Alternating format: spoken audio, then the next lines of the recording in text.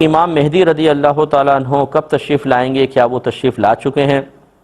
دیکھیں، ہمارا جو مطلب اہل سنت کا جو عقیدہ ہے وہ یہی ہے کہ آپ بالکل قرب قیامت کے وقت تشریف لائیں گے، آپ کا ظہور ہوگا اس طریقے سے کہ لوگ طواف کر رہے ہوں گے تو پھر ندا آئے گی غیب سے کہ یہ اللہ کے ولی امام مہدی ہیں، سب ان کی بیعت کریں۔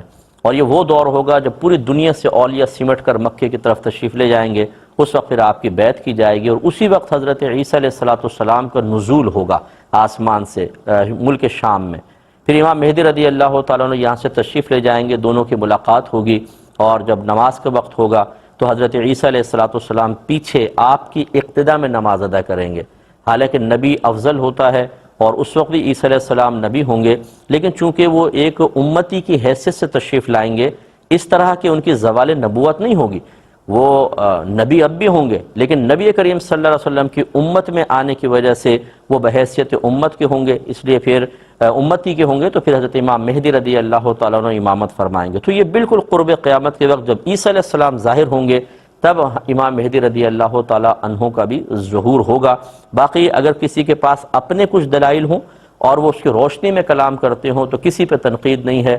اہل سنت کے اپنے دلائل ہیں، کسی کے اپنے دلائل ہوں تو یہ لڑائی جھگڑا ہرگز نہ کیا جائے، نہ کسی پہ تنقید کی جائے، کیونکہ یہ عقیدے کے مسائل ہیں، دلائل پر موقوف ہوتے ہیں۔ جو دلیل ہمارے پاس اس کے حساب سے مختصراً اور قلت وقت کی بنا پر جو کچھ میں بتا سکتا ہوں میں نے آپ کو عرض کیا۔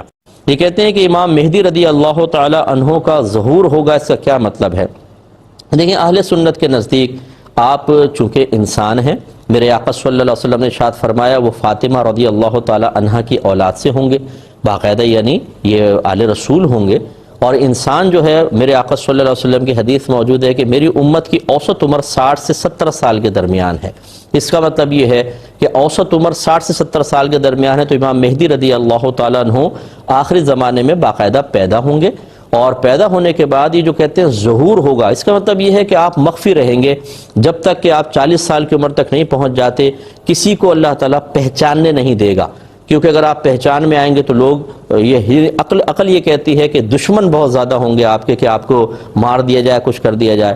پھر آپ جب حج کے لیے تشریف لے جائیں گے، طواف کر رہے ہوں گے تو ایک منادی ندا کرے گا کہ یہ اللہ تعالیٰ کا خلیفہ مہدی ہے، تم سب اس سے بیعت کرو، لوگ پہچانیں گے اور آپ سے بیعت شروع ہو جائے گی۔ یہ ہے ظاہر ہونا، کہ آپ پہلے مخفی رہیں گے پھر آپ ظاہر ہو جائیں گے۔ یہ اہل سنت کا مذہب ہے۔ اس کے علاوہ اگر کوئی خاص مکتب فکر اپنے کچھ خاص دلائل کی بنا پر کچھ اپنی سوچ اور فکر رکھتا ہے تو ہمیں کسی پر تنقید کی اجازت نہیں۔ ہر شخص کے پاس اپنے اگر دلائل ہیں، اس کے نتیجے میں وہ اپنے کچھ عقائد کی بنیاد رکھتا ہے تو ہمیں کسی پہ تنقید کرنے کا حق نہیں۔ اہل سنت کا یہ عقیدہ جو میں نے آپ کی خدمت میں ذکر کر دیا۔